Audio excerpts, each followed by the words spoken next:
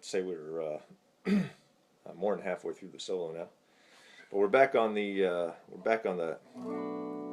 B minor seventh now, and because we're back here, we're gonna drop down, or Red's gonna drop down now, and as BB would too, and go down to the 7th fret here, and use our pentatonic scale for the first time almost, except for that. Our B minor pentatonic scale back here in the first position. We've been up in the box, so up to this point for most of our notes, and we're going to go back to the box. So this is an example of coming down here, and it gives it kind of you're a little lower register, so you get a little bit of a growl going on. And we're going to use double stops, which is where you hit more than one note at a time. You hit 2 notes at a time, typically. And like that. Now you notice with the B minor 7th, you're basically barring across these bottom 3 strings. And bottom 4 strings for a minor 7th, bottom 3 strings for a straight minor. So these are great double stops, and you got a little bit of overdrive. You can dig in and give it a little bit of bite when you're hitting those 2 notes at the same time. A little bit of aggression, and again, this is all part of the solo. You know, the color contrasts, the light, the dark, the short notes, the long notes, the slides, the bends, and things played sweetly and things played with, a little bit of aggression. Okay, like the rakes were, kind of digging in, and then maybe you have another sweet part. So we're going to double stop here and hammer onto the 9th fret. And by the way, my double stops are across the G and the B string at the 7th fret. There's the G string, there's the B string, so it should sound like that, both at the same time. Then I'm going to hammer onto the 9th fret of the G string, and I'm going to continue to let that 7th fret B string ring. So there's the 9th fret of the G, there's the 7th fret of the B. I'm going to do that twice. And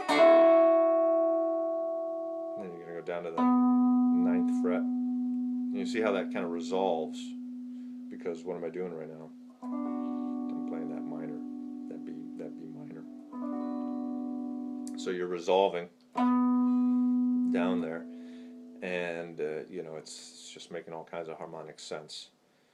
So that's the 9th fret of the D string, right there.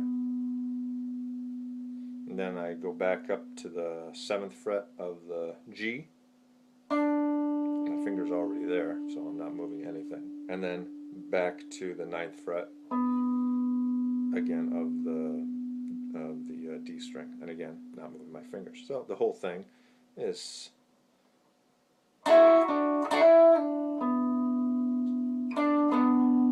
that. One more time.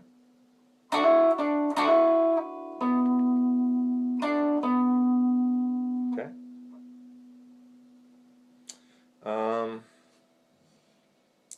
Now that sort of brought us back to that point, but now we've got this chord coming up, the G major 7th, coming down to the F sharp 7, and then back to the B minor 7th. So we have only got one more phrase that's going to take us through all 3 of those chords. So it's an interesting phrase too. So we're going to start that one back here in our box up here. And that's going to start out with the 12th fret of the B string, bent all the way up and held, whole step. So it should sound just like that. Whenever you want to test yourself on these, a whole step should sound like the 14th fret, or 2 frets up. You can just sort of hit that note on the B string at the 14th fret just for reference. Okay. and that's the note that you want to bend up to.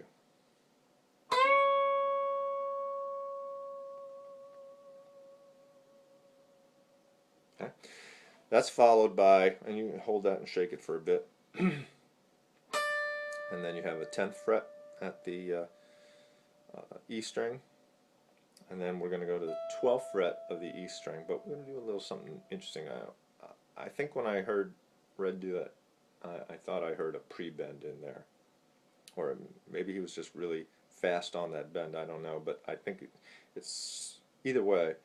You want to kind of start this bend already bent up, and again, we're on the E string right now, so for reference you can give yourself that 14th fret 2 frets higher from the 12 on the E string, and that's the first pitch that we're aiming for with our, either with our pre-bend where you're bending it and then hitting it.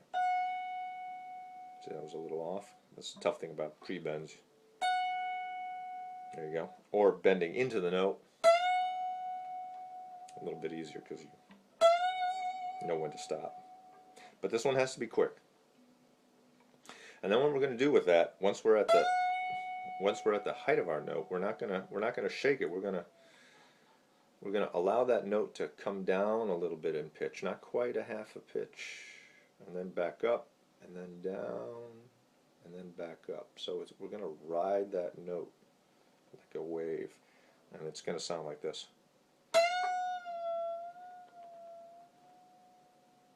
Okay. Now, if I did that on the 14th fret, coming back to the 13th. It wouldn't be quite right, but I mean, if you played the solo twice through, you might want to do that little slide there instead of this, just to vary it up. But I think that this, this sounds nice right here. So altogether, this last phrase, we got that 12th fret, and then the 10, and then a real quick bend. And you hold it again at the top, and then you come down to the 10th fret at the E string again, and then the whole thing ends, because of course you've been doing, that's, and then that's taking place there.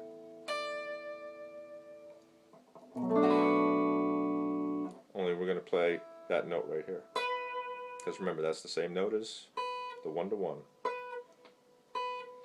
So we come down there. So the whole thing.